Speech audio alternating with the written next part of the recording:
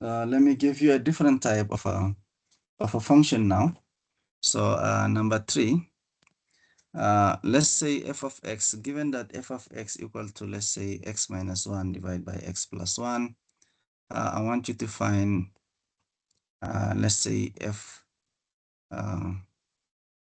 of 1, f of minus x, f of 1 over x. I want you to also find 1 divided by f of x.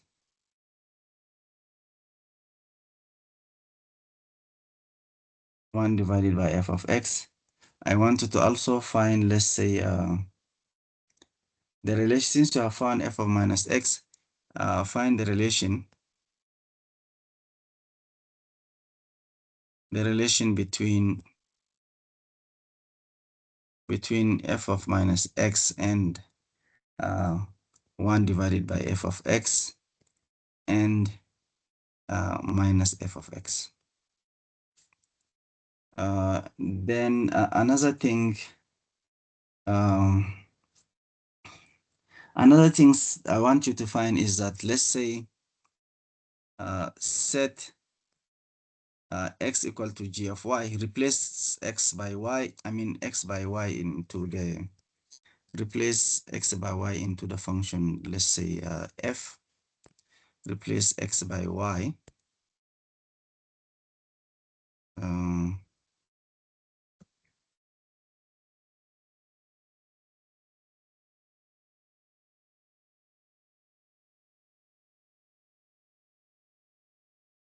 So let's say replace, let's say x by y, and then set x equal to f of y. Once you do that, then solve for y. You need to make y the subject of the formula. Solve for y, find it in function of x, in terms of x. Another option maybe perhaps that we have ignored is the fact that when we please let me know if I reach the 7 minute. I'm going to introduce another notion. Is notion of set builder notation before we introduce the piecewise defined function. But before we do that, maybe I should set another exercise. Let's say number 4. In number 4, let's say set, let's say a equal to, let's say t and then t squared. Don't start thinking of tea and coffee and become hungry. And then b is, let's say, 1 over t and then 1 over t squared. And then I want you to let's say show that a and b lie on the graph of. You need to prove that. Okay, well, maybe what I should say is what you are required to prove.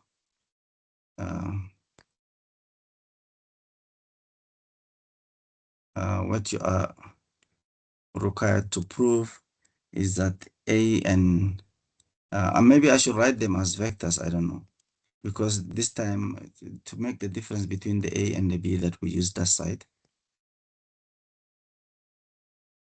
you need to show that a and b lie, the vectors a and b, both of them in a sense lie on the graph,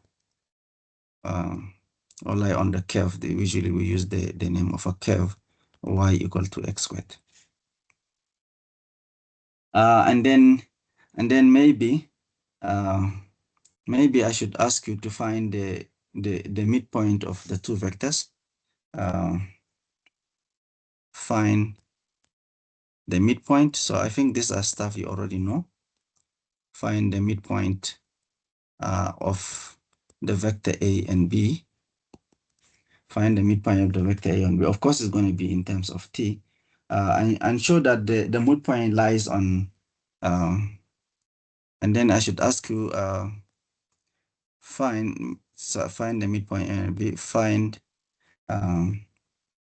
the graph. You need to find the graph this time around, y equal to, let's say, g of x, in which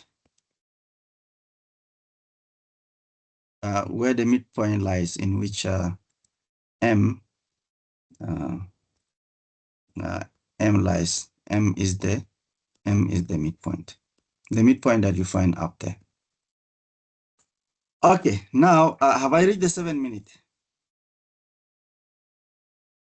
Yes or no? Yes. Oh, thank you. But Yes. then why didn't you stop me once I reach the 7 minute? Because you see, if I make it 7 7, I can just